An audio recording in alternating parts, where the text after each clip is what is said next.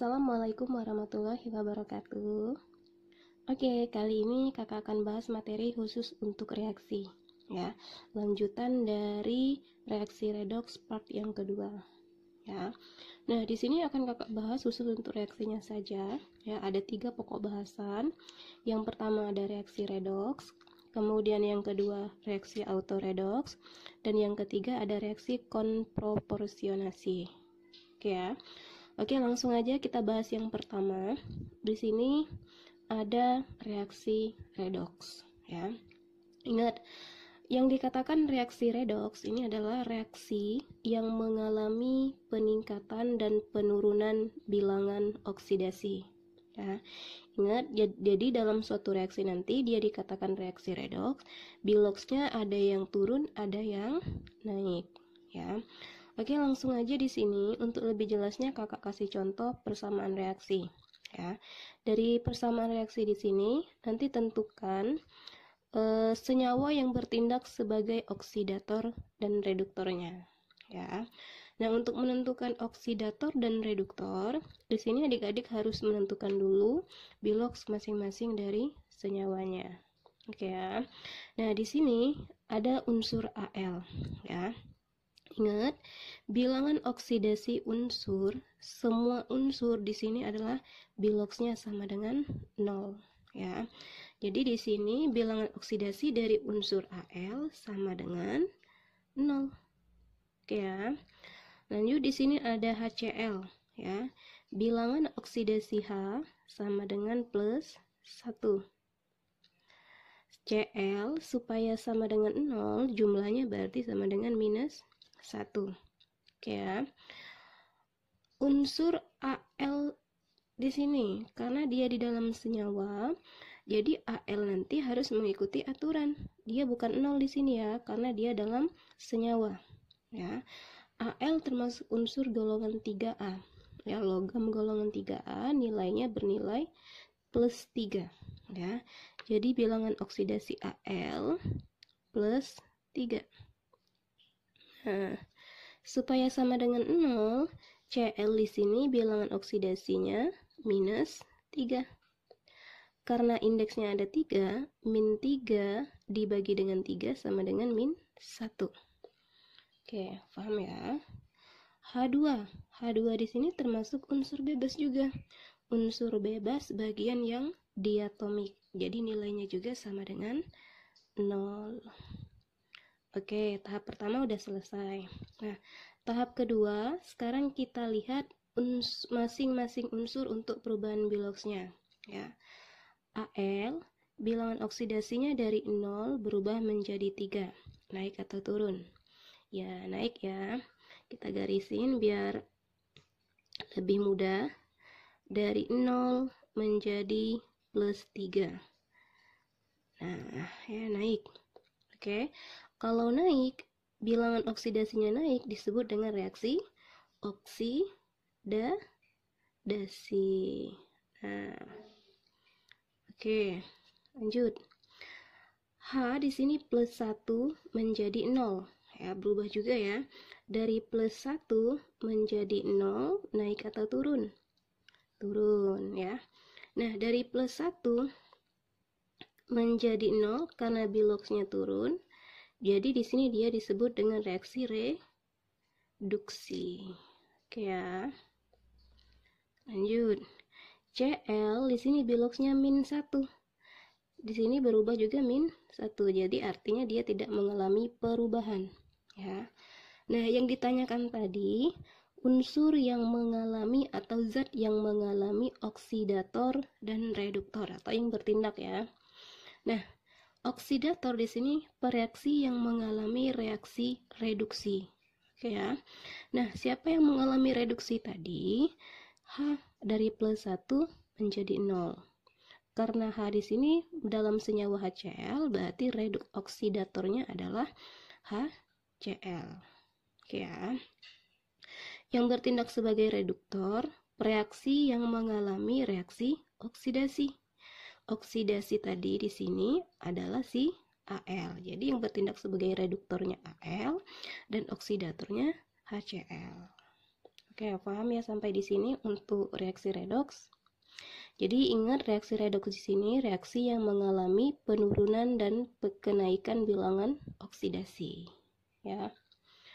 Oke, kalau udah paham, kita lanjut pokok bahasan reaksi yang kedua.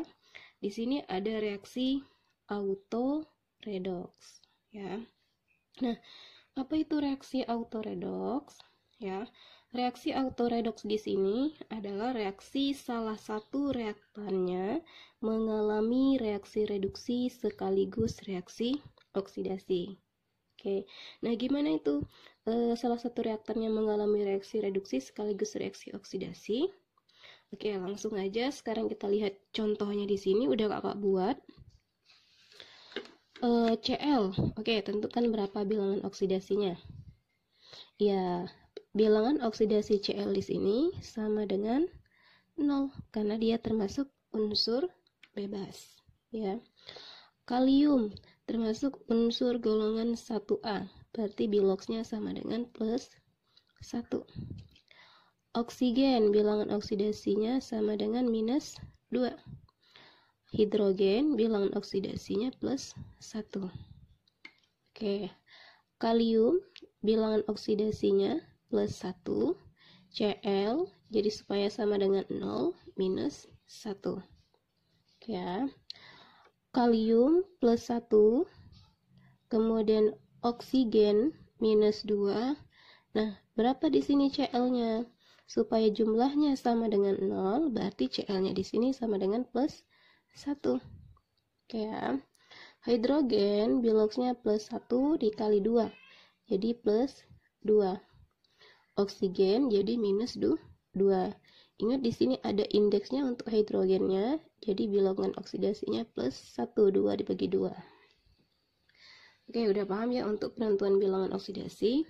Bagi yang belum jelas cara penentuan bilangan oksidasinya, adik-adik silakan cari videonya tentang cara penentuan bilangan oksidasi dari suatu senyawa. Oke ya. Nah, sekarang kita tentukan bilangan oksidasi yang berubah dari masing-masing unsur. Oke ya. Cl di sini bilangan oksidasinya 0 ya. Kemudian di sini ada Cl juga minus 1. Nah, ternyata di sini ada Cl lagi plus 1, beda juga ya, berarti ini bisa berubah juga nanti. Nah, yang pertama dari 0 ke minus 1, kita garisin ya. Dari 0 ke minus 1, naik atau turun? Ya, turun ya. Kalau turun disebut dengan reaksi reduksi. Oke. Nah, yang kedua, bilangan oksidasi Cl berubah dari 0 menjadi plus 1. Nah, dari 0 ke plus 1, naik atau turun? Ya, naik ya. Kalau naik disebut dengan reaksi oksidasi. Oke, kita lihat unsur yang selanjutnya. Kalium dari plus 1 menjadi plus 1 menjadi plus 1. Nggak mengalami perubahan ya. Oksigen dari minus 2, minus 2, minus 2 nggak berubah juga. Hidrogen dari plus 1 ke plus 1 juga nggak berubah. Nah, inilah yang disebut dengan reaksi autoredoks ya. Reaksi autoredoks di sini di salah satu reaktannya sekaligus mengalami reaksi reduksi dan reaksi oksidasi ya. Jadi yang mengalami reaksi autoredoks di sini adalah si unsur Cl2. Cl2-nya berubah jadi 0 menjadi minus 1, kemudian dari 0 menjadi plus 1. Ya, itu penjelasan untuk reaksi autoredoks. Oke, paham ya sampai di sini? Oke, kalau udah paham, selanjutnya kita lihat reaksi yang ketiga, ada reaksi konproporsionasi. Nah, apalagi itu reaksi konproporsionasi? Reaksi konproporsionasi adalah reaksi salah satu produknya mengalami reaksi reduksi sekaligus reaksi oksidasi. Nah, ini bisa dikatakan reaksi konproporsionasi di sini reaksi kebalikan dari reaksi autoredoks. Kalau autoredoks tadi reaktannya mengalami salah satu reaktannya mengalami reaksi reduksi sekaligus oksidasi. Kalau konproporsionasi nanti salah satu produknya mengalami reaksi reduksi sekaligus oksidasi. Oke, untuk lebih jelasnya langsung aja kita lihat di contoh. Hidrogen bilangan oksidasinya sama dengan plus 1. Karena ada 2, jadi plus 2. Kita kali 2 ya. S-nya supaya 0, berarti ini minus 2. Ya. Oksigen biloxnya min 2 kali 2. Minus 4. S-nya jadi plus 4. Ya. Ini jangan lupa dibagi ya. Ini kakak lupa dibagi. 2 dibagi 2 sama dengan plus 1. Min 4 dibagi 2. Min 2. Ya. Sulfur karena dia termasuk unsur berarti biloxnya 0. Hidrogen plus 1 dikali 2 jadi plus 2. Oksigen minus 2. 2 dibagi 2 jadi plus 1. Oke, sekarang kita lihat perubahan bilangan oksidasi dari masing-masing unsur. Hidrogen dari plus 1 ke plus 1 nggak berubah ya. Sulfur dari minus 2 ke 0. Oke, berubah. Sekarang kita garisin dulu. Dari plus 2 ke 0, naik atau turun? Ya, naik ya. Nah, kalau naik disebut dengan reaksi oksidasi. Oke. Lanjut, nah di sini ada unsur sulfur juga. Dari plus 4 ke 0. Turun ya. Plus 4 berubah menjadi 0. Turun, disebut dengan reaksi reduksi. Oksigen dari minus 2 ke min 2 tidak berubah. Oke, inilah yang disebut dengan reaksi konproporsionasi. Jadi salah satu produknya mengalami reaksi reduksi sekaligus reaksi oksidasi ya.